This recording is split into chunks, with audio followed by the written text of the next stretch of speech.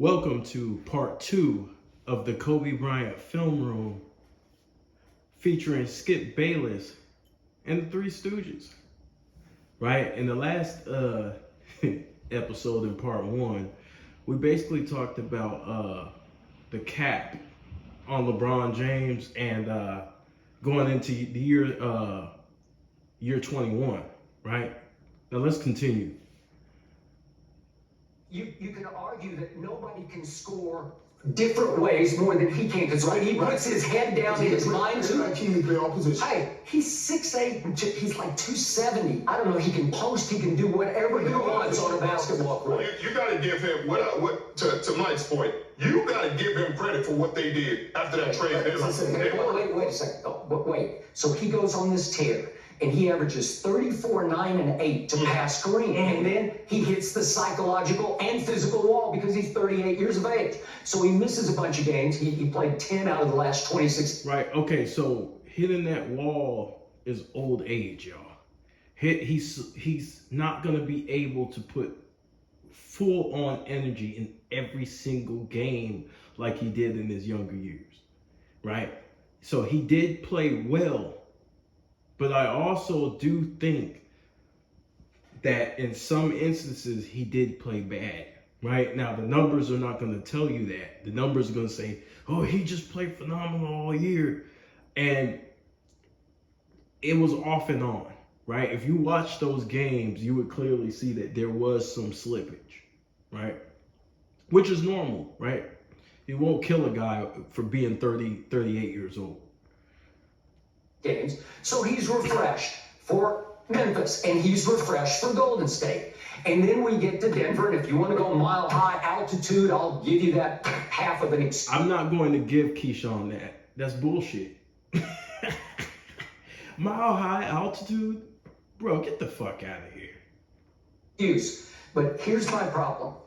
All year long, they did not have a closer. I don't know how closely you watch their games, but we don't have time because you guys talk too much, and so I can't run out of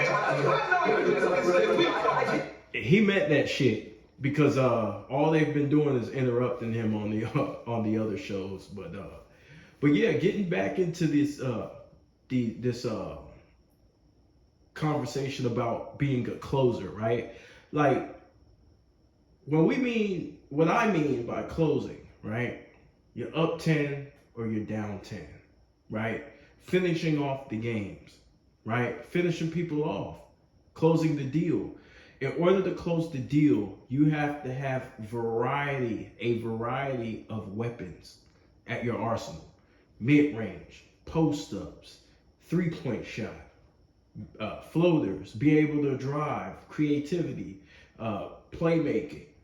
You have to have the bag, what we call the bag. And in my opinion, the reason why LeBron struggles closing down towards the end of games is because he does not really have a go-to move, right? He doesn't have that mid-range game. He's suspect from the long ball, right? Now, it doesn't mean he ain't great.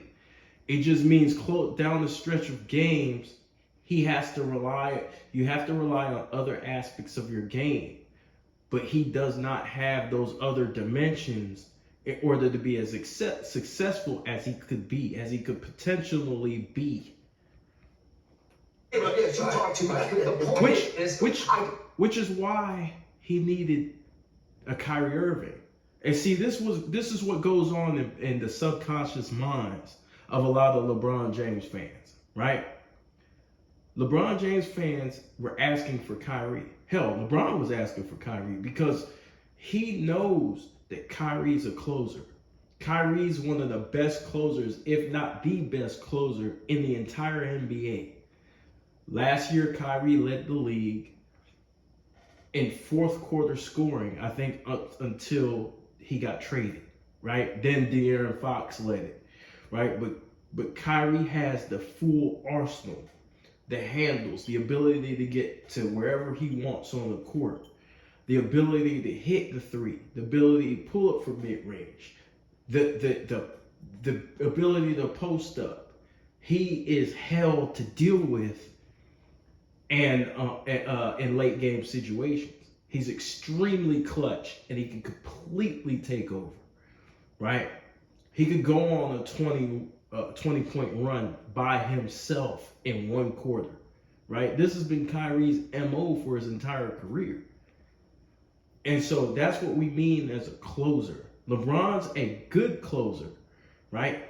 He has changed in a way from his first stint in Cleveland, where he was a capable closer, but he had his moments where he deferred, right? Then he progressed to Miami, where he learned over time how to become a better closer in the late game situations, right? So he has become better. He took steps to become better over the years, but he still has that piece missing, right? He still has that one flaw down the stretch of games.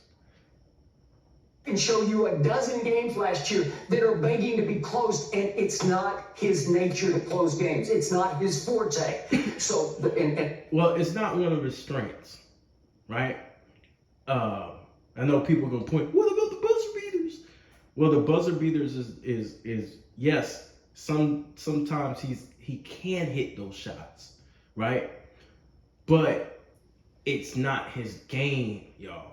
It's not his game. He is trying to set up the table for other people.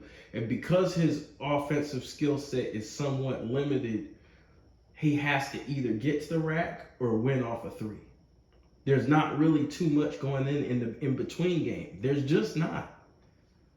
I detailed it for you, but we don't have time. It's not his sport. Okay, because I can just show you what happened. Look, there was a game against Indiana. They're up 17 on Indiana in November, and he goes 2 of 8 down the stretch, and they don't close. Okay, so now we get to Denver. They've got the eventual champs on the ropes 4 straight times. 4 straight times going to the fourth quarter. They are right there. And what does LeBron James do in the 4 fourth quarters? He goes 7 of 23. Is that good? 7 of 23? Guess what he does from 3? 1 of 10 through the 4 fourth quarters combined. And we get to the end of game 4. You still got one last hurrah. And LeBron, to his credit, says, okay, give me the ball, and I'm going to try this. And I'll show you real quick the 2 plays. Okay? All right, so. He had 50, man. What is this dude talking about? He's talking about closing the games. He's not talking about the total score tally. He's talking about late game situations. They're professional athletes. They should know games are situational. Games are situational. Okay, I know what I'm talking about. Here's the first play. This is buffoonery. It really is. LeBron says, okay, I'll take this at the end of the clock, and it hits the side of the backboard. Now, I'm going to tell you the truth. I can't blame him for that, right?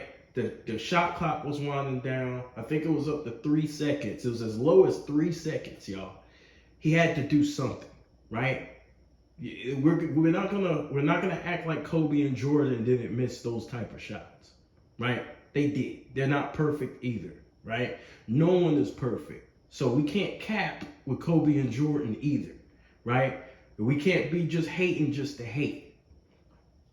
That was a prayer shot. He was trying to score. He's trying to win the game. You can't knock him for that, right? Not cool, not the greatest shot I've ever seen. Here it is off the side of the backboard. That's your shot to tie. You can't knock him for that, bro. It's 3 seconds on the clock. Dude's getting the ball in his hands. And here we go again. LeBron goes, he says, finally. Now, you can knock him for that, right? And the reason why you can knock him for that, let me go back.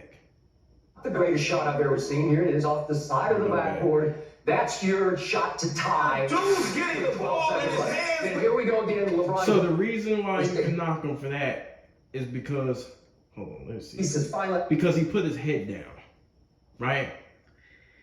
He put his head down so you can't see what's going on. So everything that Skip was talking about is just put your head down. When you put your head down, you can't see what's going on. You can't see where the help defense is rotating and coming from. You can't see who's open, right? So LeBron went in there and put his head down and tried to get the foul call rather than being aggressive and trying to finish, right? Trying to pull up, get to a spot, and either pull up or rise up.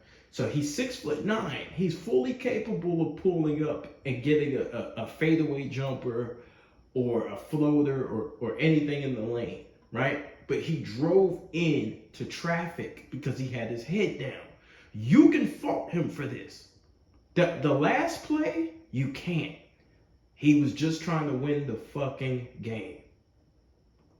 I'm going to drive this basketball. Jamal cuts him off the pass and gets his hands on the ball, and then Aaron Gordon gets his... See, and he didn't see Jamal Murray creep up, right? Denver knew he wasn't going to give that ball up in that possession, in that situation. Once he put his head down, Jamal Murray was like, oh yeah, he ain't going to see me. And he got up in there and disrupted it. Him up and blocks the shot. Okay, so 2 shots to tie, and neither of them touch the rim. It's LeBron bleeping James. See, he ran right into a trap, right? So you could fault him for that rather than just trying to pull up, rise up. He ran right into the defense. You can actually fault him for this one. This one's cool. The last one, I'll give him a pass on the last one. Forced him from a defensive standpoint to his left. They did. Okay, slide somebody in the middle when you got the joker standing right there. Okay. So you got 3 people clouding him. He could not kick back. So this isn't the NFL. You don't just try to barrel through people. You have to get two dribble pull up, right?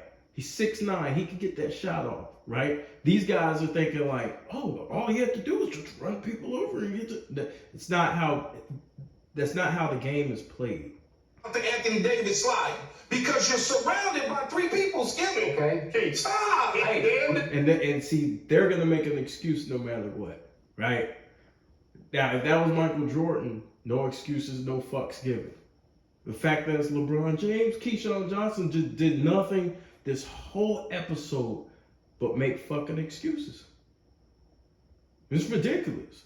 Make excuses the whole damn episode. Well, this is the end of part 2, y'all. I just wanted to finish this up, the series up. Catch y'all later.